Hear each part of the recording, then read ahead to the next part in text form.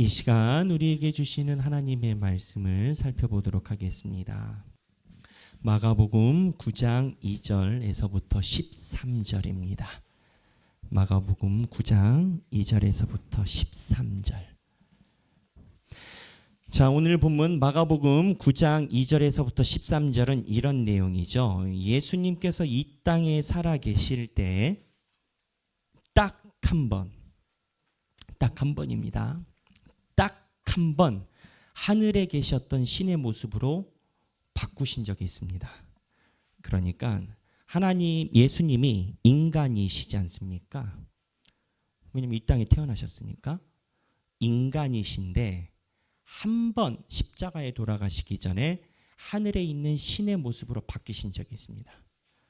그게 오늘 본문입니다. 그때 모든 제자를 다 데리고 간 게 아니고 딱 3명만 데려가십니다. 베드로, 야고보, 요한. 그래서 이 베드로, 야고보, 요한을 예수님의 제자 중에 수제자라고 명칭하죠. 그래서 예수님께서 이 제자들을 산에 데리고 올라가셔서 하나님의 모습으로 바뀌시고 모세와 엘리야가 하늘에서부터 내려와요. 그래가지고 예수님이랑 소위 대화를 해. 그러니까는 베드로가 너무 천국 같은 게 아니라 그냥 천국을 맛본 거예요. 왜냐하면 예수님께서 이렇게 변한 내용이 요한계시록에도 나오고요. 구약에도 예언이 되어 있는데 하나님의 영광의 광채거든요. 그러니까 하나님으로 계신 예수님을 베드로가, 야고보와 요한이 본 거지. 그래서 여기다가 초막 3개를 찍을 테니 예수님 산 밑으로 내려가지 마시고 여기서 계실게요. 왜? 너무 좋으니까. 그때 구름이 확 뒤덮입니다.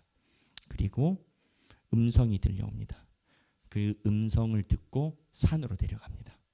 아마 베드로와 야고보와 요한은 내려오기 싫었을 거예요. 그 어느 목사님이 자기 삶의 고통에 대해서 유명한 신학자이자 목사님이신데 그 책을 쓰면서 맨 마지막에 책 밑에, 책 뒤에다가 이렇게 썼더라고요. 예수님 너무 보고 싶습니다. 이제 그러고 썼더라고. 저는 그 문구가 너무 눈에 선명했어요. 이 땅에서 살아가는 것보다 예수님 너무 보고 싶습니다. 근데 이제 베드로, 야고보, 요한이 예수님을 그렇게 보신 그 자리에서 이제 산 밑으로 내려온 거죠. 안 내려왔으면 야고보와 요한은 베드로랑 좋았을 수도 있겠습니다. 이 본문입니다. 금요일 날 한번 설교했던 본문인데 내용은 달라요. 다른데 한번 우리 성경 본문 다 함께 읽어보겠습니다. 엿새 후에 예수께서 베드로와 야고보와 요한을 데리시고 따로 높은 산에 올라가셨더니 그들 앞에서 변형되사 그 옷이 광채가 나며 세상에서 빨래하는 자가 그렇게 희게 할 수 없을 만큼 매우 희어졌더라. 이에 엘리야가 모세와 함께 그들에게 나타나 예수와 더불어 말하거늘 베드로가 예수께 고하되 랍비여 우리가 여기 있는 것이 좋사오니 우리가 초막 셋을 짓되 하나는 주를 위하여 하나는 모세를 위하여 하나는 엘리야를 위하여 하사이다 하니 이는 그들이 몹시 무서워하므로 그가 무슨 말을 할지 알지 못함이더라. 마침 구름이 와서 그들을 덮으며 구름 속에서 소리가 나되 이는 내 사랑하는 아들이니 너희는 그의 말을 들으라 하는지라. 문득 둘러보니 아무도 보이지 아니하고 오직 예수와 자기들 뿐이었더라. 그들이 산에서 내려올 때 예수께서 경고하시되 인자가 죽은 자 가운데서 살아날 때까지는 본 것을 아무에게도 이르지 말라 하시니 그들이 이 말씀을 마음에 두며 서로 문의하되 죽은 자 가운데서 살아나는 것이 무엇일까 하고 이에 예수께 묻자와 이르되 어찌하여 서기관들이 엘리야가 먼저 와야 하리라 하나이까. 이르시되 엘리야가 과연 먼저 와서 모든 것을 회복하거니와 어찌 인자에 대하여 기록하기를 많은 고난을 받고 멸시를 당하리라 하였느냐. 그러나 내가 너희에게 이르노니 엘리야가 왔을 때 기록된 바와 같이 사람들이 함부로 대우하였느니라 하시니라. 아멘. 이 말씀 살아계신 하나님의 말씀입니다. 예수님이 산 위에서 하나님과 똑같은 모습으로 변하셔서 그 산이 천국이 돼버렸어요. 거기에서 스토리가 끝나면 베드로, 야고보, 요한은 좋았을 거예요. 근데 구름이 덮여서 그 영광이 모호해지고 결과적으로는 산 밑에 내려왔어요. 왜 그랬을까? 예수님은 그 여정, 그렇다면 그 산을 굳이 왜 올라갔으며 또 내려온 이유는 무엇일까를 생각해 볼 필요가 있어요. 이 설교 본문은 사실 신앙의 굉장히 정수와 같은 이야기예요. 너무나 기이한 이야기예요. 예수님이 이 땅에서 부활 승천하시기 전에 있는 상태에서 하늘에 본인의 신비를 보이신 거예요. 근데 보이고 내려오셨다도 신기한 건 거예요.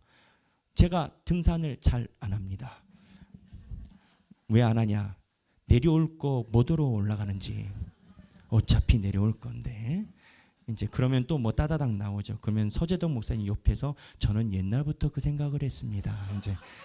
이제 그런 생각 하는데, 여튼 올라갔다가 내려오신단 말이죠. 왜 그러셨을까?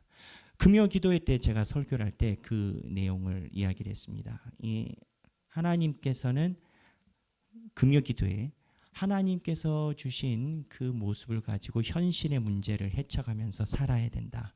하나님께서 주신 계시를 가지고 현실의 문제를 살아가야 된다라고 이야기를 했습니다. 그런데 거기에서 조금 더 오늘 더 들어가서 이 말씀 본문을 봐야 됩니다.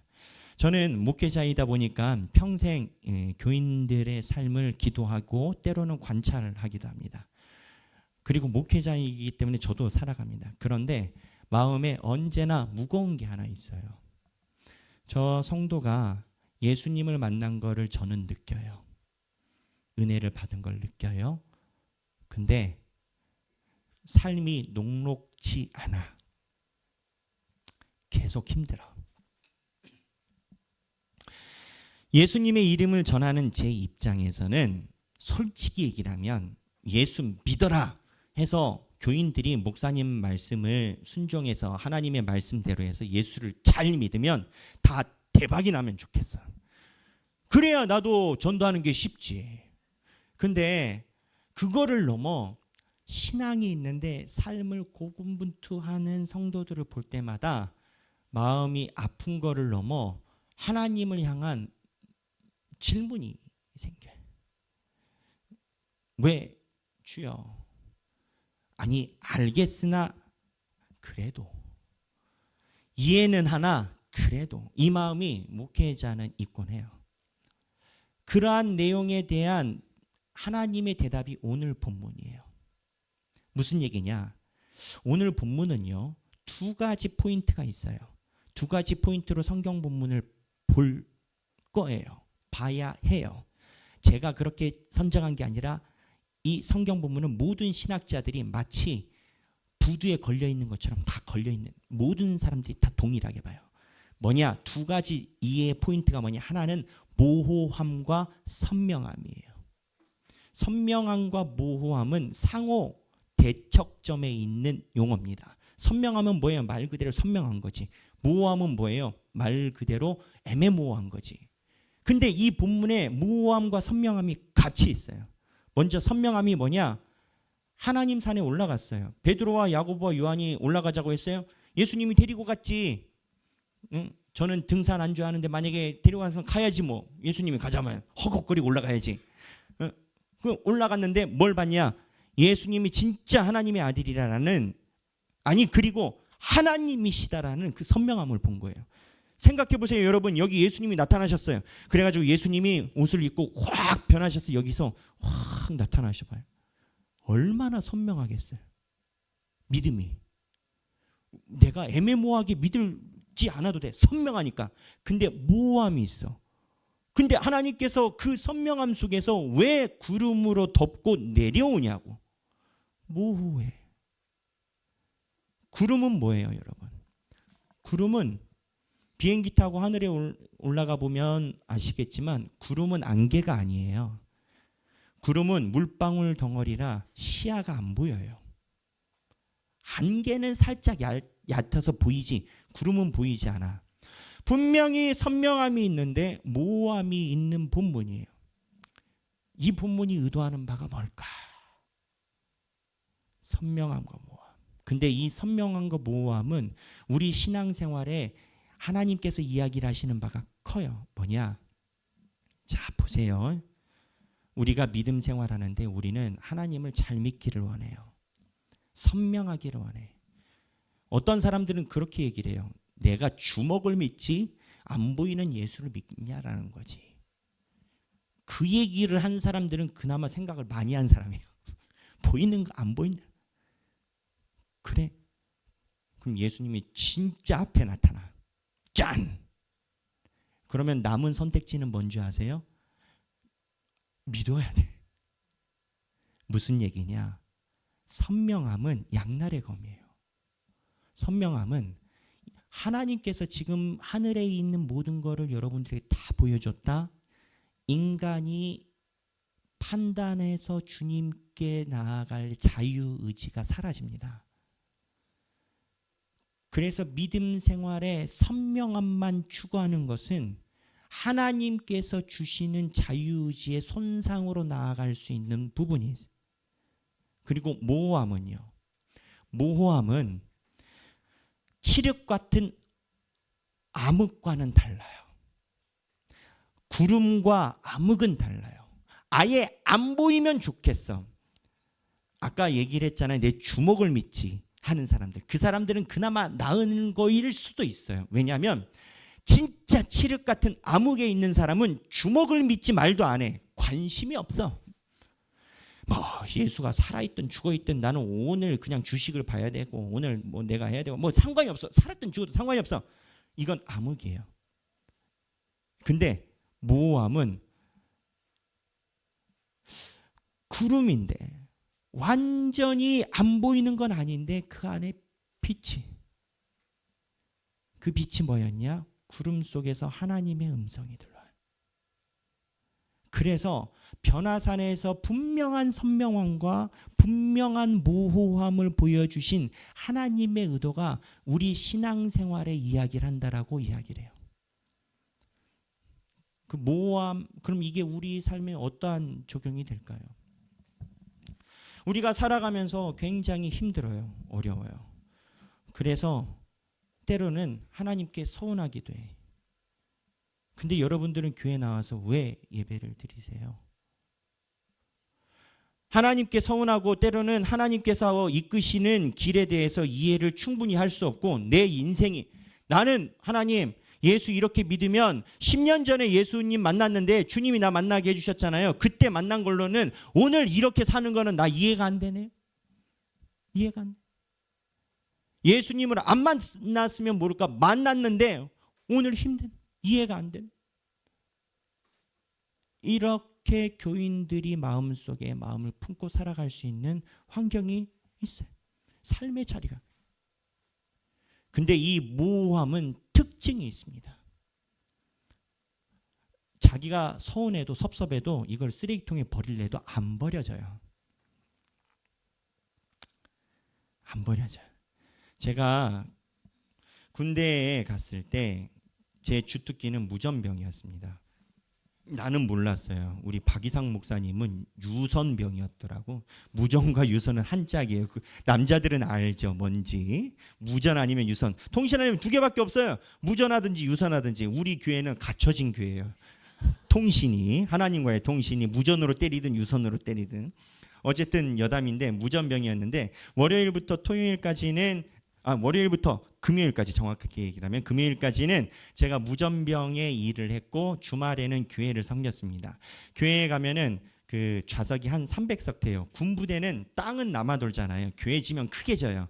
군인들 다 들어와야 되니까. 그러면 저 혼자예요. 그럼 혼자 물 다 짜고 걸레 짜고 강단에서부터 다 청소를 합니다. 그러면 아침 9시쯤 시작하면 한 오후 2시쯤 끝나요. 그러면 이게 다 끝나면 뭐하냐? 초코파이 사옵니다. 초코파이도요. PX병이랑 딜을 잘해야 돼요. 오리온하고 크라운이 맛이 다르거든. 지금 군대 간 친구들은 이게 뭔 소린지 몰라. 그런데 이거 끄덕끄덕 하는 사람들은 이미 노땅이야. 이 오리온이랑 크라운이 달라. 그래서 오리온을 PXB랑 친해져 가지고 오리온 들어올 때 해가지고 이제 우리 쪽으로 끌고 오지. 그리고 나서 주보 만들고 행정 뭐 만들고 하면은 이제 퇴근할 시간 되죠. 저는 그때 너무 행복했어요. 왜 행복했냐면 이제 다른 사람들이 볼 땐 쫄병일 때는 모르겠지만 고참이 됐을 때 그때도 했으니까 고참 되면 다 쉬고 놀고 싶거든요. 근데 쟤는 교회 가가지고 맨날 물걸레질하고 그 다음에 대걸레질로 교회 청소하고 저는 제가 하나님의 교회를 그렇게 섬길 수 있는 게 너무 기뻤어요. 그렇게 이게 다 하나님께 예배드리는 장비잖아요. 의자도 하나님께 예배드리는. 그래서 사실은 지금도 가끔 제가 교회 여기저기 청소하고 다니곤 해요. 그래서 그렇게 군대 생활을 하다 보니까 어떤 현상이 있냐면 월요일부터 금요일까지는 초병이라고 야간에 가서 총을 들고 이렇게 보초를 쓰면 둘씩 나가거든요. 저 말고 딴 사람이 같이 나가는 거죠. 고참이랑 나갈 때도 있고 동기랑 나갈 때도 있고 후임이랑 나갈 때도 있어요. 근데 일단 초병을 나가면 새벽에 1시잖아요. 저는 최전방이었거든요. 원통 넘어서 서웅리라는 데인데 간첩이 마지막 잡힌데 최전방인데 아무도 없어요. 칠흑 같은 암흑 이거는 보지 않으면 칠흑 같은 암흑이라는 것은 이해하지 못해. 정말 앞에 안 보여. 깜깜해. 깜깜하고 둘이 서 있잖아요. 그러면 가는 동기나 누구 같이 나가는 군인들이 하나부터 열까지 나한테 고해성사를 해. 고해성사 틱한 걸 하든지. 그럼 보면은 고참들 나가면 야 백상병 너는 예수를 왜 믿냐? 이제 여기서부터 시작하는. 저는 이랬습니다. 야 나도 초등학교 때 성탄절 때 가가지고 선물도 받고 그랬어. 그럼 좀 더 얘기를 하다 보면 나도 지금 교회는 안 가지만 하나님은 살아있는 것 같아. 없으면 이게 되겠어? 이제 이렇게 가다가 나중에는 나도 언젠가 갈 거야. 그래. 그리고 또 다른 사람이 있으면은 이제 교회 생활하면서 백상병 내가 교회 진짜 열심히 다닌다. 근데 이게 안 끊어지네. 예배 드릴 때마다 너무 힘들어. 이거 어떻게 해야 되냐? 또 그 한참 뭐 하여튼 열려라 상담실이야. 이게 초병 원래 나가면은 초병 나오면 이 대화하면 안 되거든요. 안 되는데 짬밥이 올라가면은 뭐 있어요. 거시기 기타 등등 있어. 근데 제가 이 얘기를 왜 하느냐? 제가 관찰자 입장에서 보면 대부분의 남자들이 군대 오기 전에 교회 경험이 있고 교회 경험이 있는데 교회를 안 나가는 사람이 90%예요. 그런데 희한하게 본인들이 볼 때 목사 후보생처럼 여기는 사람과 1시간만 앉아 있으면 자기 마음에 대해서 이야기를 하는데 교회는 안 나가는데 그 가슴 속에 실오라기 같은 뭐가 있어. 그게 하나님이 부르시는 씨앗이거든요. 신학적으로 보면. 근데 이게 안 없어져. 그렇기 때문에 10몇 년이 지났는데 내가 초등학교 때 가서 성탄절 때 한 번 본 거를 가지고 신학교 다니는 무전병 배경기한테 신앙이 뭐냐를 상담을 해. 그때 제가 받았던 느낌은 이거였어요. 아, 이게 안 없어지는구나. 아마 그 사람들은 죽기 전에는 하나님의 품에 닿을 거예요. 다만 문제는 뭐냐? 언제 오냐만 다르겠지. 근데 그 상황을 보면서 느낀 게 그 사람들이 하나님을 버리려고가 아니라 삶이 바빠져서 그렇게 됐겠죠. 떠난 거지. 버린 게 아니라 떠난 거지. 근데 떠났으면 잊어져야지. 안 잊어진다고. 모호함은 그런 거예요. 차라리 떠났으면 생각에 안 나타나. 그런데 모호해. 그런데 그 다음에 모호함은 아까 제가 초도부에서 이야기한 모호함. 그러다 결단해서 하나님의 품에 와요. 저희 교회도 그런 분들 계셔요. 오랫동안 주님을 떠나 살다가 이루 말하지 못할 만한 내 안에 거시기가 있어. 그래서 실제로 우리 교회인들 중에도 하길교회 와서 처음에 예배 드리다가 내가 다시 주님의 음성에 자세를 가다듬어야 되겠다. 그리고 신앙생활을 시작한 교인들이 많이 계세요. 그래서 농담 반 진담 반으로 우리는 가나안 교인 전문 교회예요. 하나님 은혜지. 하나님이 사용해 주시니까. 그런데 그러한 성도들이 그러한 신앙생활을 다시 시작을 했을 때 아까 제가 봤던 것처럼 하나님 품에 정말 결단해서 그렇게 돌아왔으면 내 생각엔 하나님 왔잖아요. 그러면 다 해결을 그래 다는 좀 그런가요? 그러면 반절 가셔야지. 근데 마음에 참 부담이 있을 때 이게 뭡니까? 이 부분 내가 주님을 믿고 있음에도 불구하고 선명함과 모호함이 공존하고 있는 이 현실을 아까 서두에서 얘기를 한 것처럼 많은 신학자들이 인생의 여정을 걸어가며 가졌던 질문. 그중에 폴틸리히라는 신학자는 이러한 상황을 변화산, 오늘 본문에 있는 변화산에 빗대어서 이렇게 이야기를 해요. 믿음이란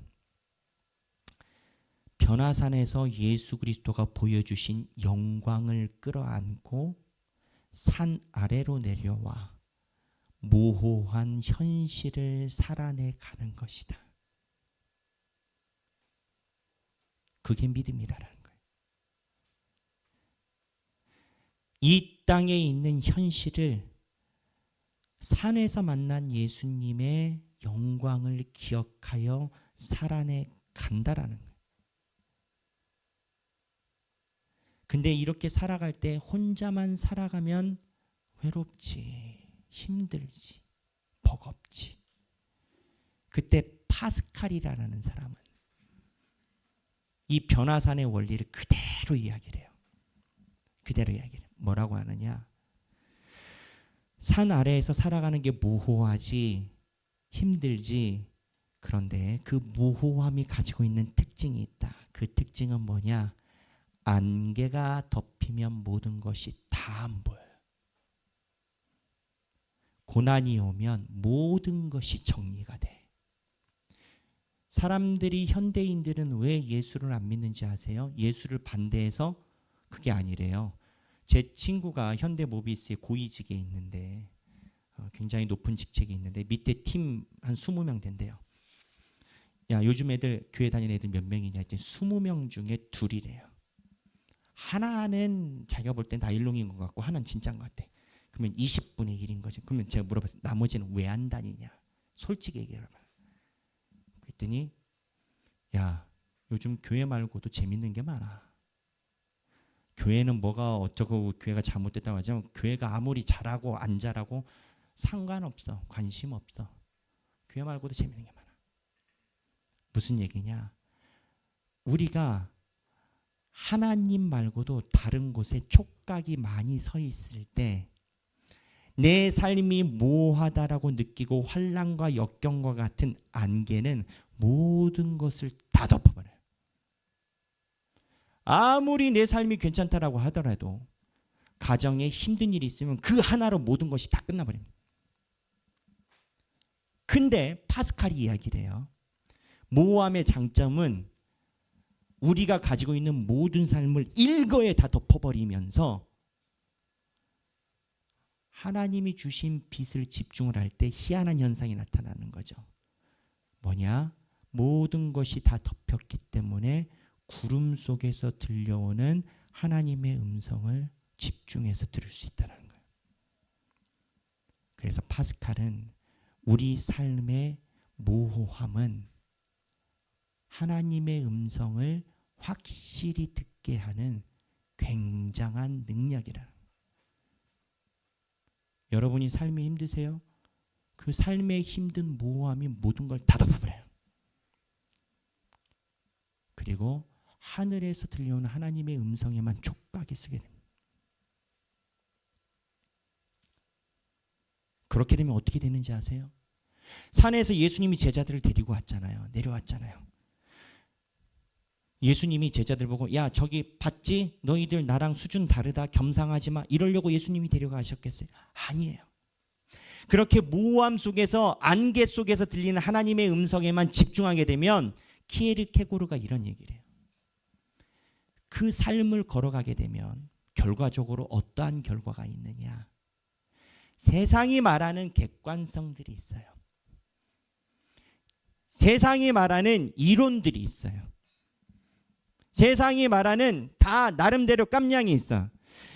주일날 자기가 너무 소중한 게 있대. 너무 소중한 게 있고 중요한 모임이 있어서 예배를 못 온대. 객관적이래. 객관은요, 사실 인간이란 동물이 객관을 이야기한다는 건 어불성설이에요. 인간은 절대 혼자 살아가지 못해요. 사회적 동물이에요. 근데 이러한 객관성 속에서 모호함이 덮여버리면 외부에서 이야기를 하는 음성에 따라서 하나님을 선택하는 게 아니라 그 객관성에서 주관적 소명을 발견하게 됩니다. 무슨 얘기냐? 사람들이 말해서 하나님을 믿는 게 아니에요. 모호한 인생이 나를 덮을 때 역설적으로 하나님을 말로 표현할 수 없이 하나님이 살아계시다라고 생각하니까 하나님을 믿는. 그래서 이 모호한 삶의 정황은 오히려 내가 이로 말할 수 없는 하나님을 고백하기 위한 너무 좋은 디딤돌이라. 돈이 없는 사람들은 돈이 없어서 힘들어요, 여러분. 돈 안 없어 보셨죠? 전 돈 없어 봤거든요. 힘들어. 눈물 나. 그럼 돈이 있으면. 돈이 있는 사람도 돈이 있어서 굉장히 힘든 거 아세요, 여러분? 다들 끄덕끄덕 하시는 것 같은데 돈이 있는 사람들은 돈이 있어서 너무 힘들어요. 돈이 있는 사람들은 자기가 숨이 끊어지는데 자식들이 앞에서 유산 싸움하고 있어요. 가운데는 완전히 없지도 않고 완전히 부자도 않고 가운데. 세상에서 제일 힘든 게 가운데 낀 겁니다. 이게 무슨 얘기냐? 모든 삶의 정황에 우리의 모호함은 우리의 삶을 엄습해 왔다는 거예요.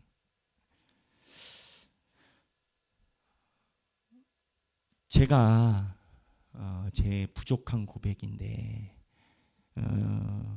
저는 이 본문이 저에게 너무나 소중한 본문이 되었고 되어 왔어요. 저는 목회를 시작할 때 18살 때 하나님의 은혜로 요즘 말로 얘기를 하면 성령 체험을 강하게 했거든요.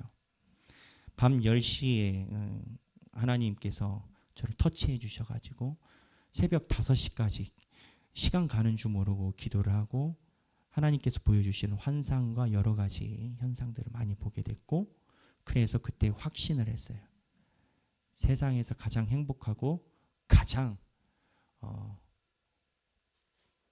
할 만한 게 목회다. 그래서 갔죠. 근데 개척을 했어요. 그리고 살아가면서 너무 모호해. 그래서 제가 교회를 설립할 때 하나님께 투정 아닌 투정이 하나님 제가 그렇게 은혜 받을 때도 정신 바짝 차리고 개척 기도는 안 했지 않습니까? 내가 그랬거든요. 여러분 아시겠지만 내가 막 은혜 받고 막 눈물 흘리고 우리 그 부흥 98 뭐 막 하고 막 은혜 찾아낼 때 막 선교사로 나가실 분들 손을 들고 하나님께 찬양합시다 뭐 이런 멘트를 그때는 그게 유행이었어. 막 할 때가 많아요. 그때 손을 들고 있다 정신 차리고 주야 손을 내리고 내 친구 목사 전도사들 잘 가고 주여 저는 아닌 것. 농담이 진짜예요. 그 하나님 앞에 하나님 내가 언제 개척한 놈. 근데 하나님이 분명히 선명함을 저에게 보여요. 여러분들에게 설명하기 어려운 하나님께서 이 길을 걸어가는데 선명함을 나에게 느끼게 하시고 보게 하시고 때로는 기도하고 그 다음날 보면 내가 기도할 때 봤던 그대로 그냥 하루도 안 걸려. 확. 그런데 힘들어. 뭐해.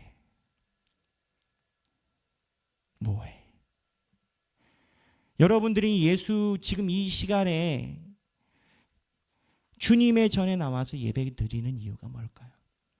그 마음에 하나님께서 보여주시는 믿음의 씨앗이 없으면 아무도 주님께 예배 드릴 수 없어요. 칼빈은 본인의 전적인 하나님의 은혜에서 그 얘기를 해요. 하나님께서 허락하지 않은 자는 하나님 앞에 예배를 드릴 수가 없어요. 왜 왔냐? 암흑으로 가면 하나님께 예배 드리고 싶은 욕구가 일어나지 않아요. 그냥 관심이 없다니까. 그러면 하나님이 내 안에 씨앗을 주셨으면 뭔가 확실하게 해야지. 그러면 하나님이 얘기해. 아니, 그게 믿음. 왜 그게 믿음이냐고. 하나님의 보는 포인트는 우리랑 달라요. 요한계시록의 이야기를 해요. 이 땅에서 내가 말한 십자가의 길을 온전히 걷는 자는, 이기는 자는 나의 나라를 상속하리. 상속하리라.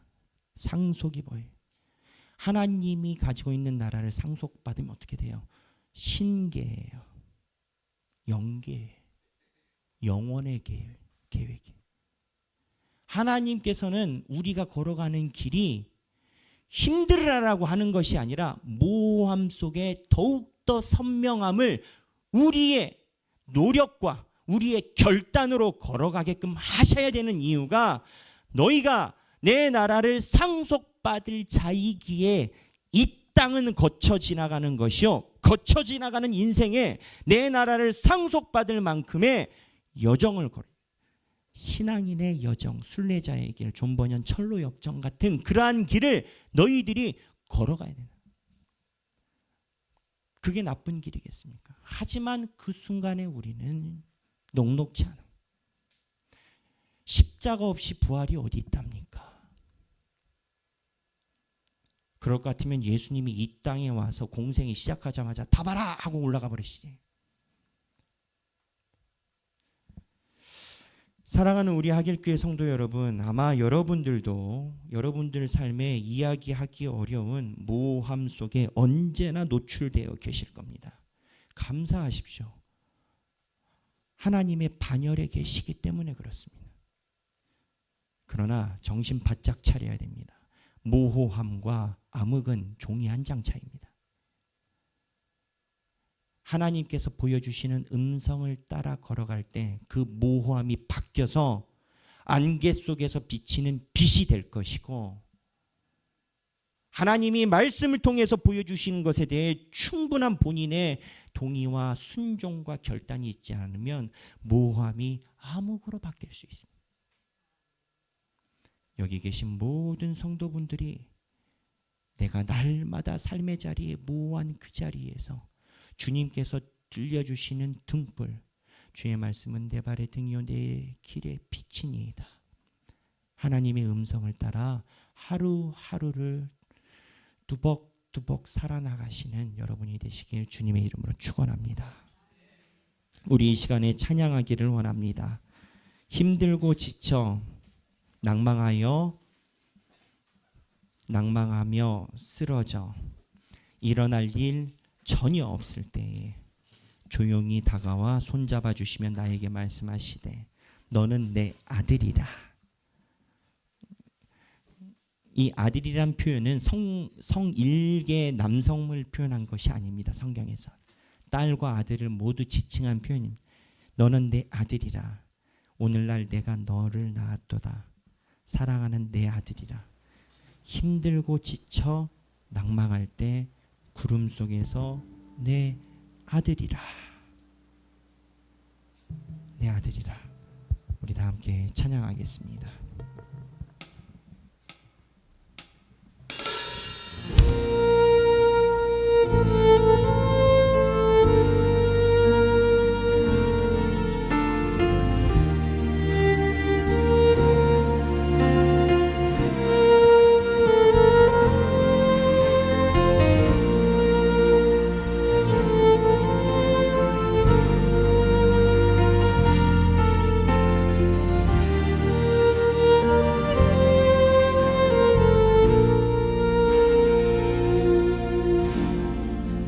힘들고 지쳐 낭망하고 넘어져 일어날 힘 전혀 없을 때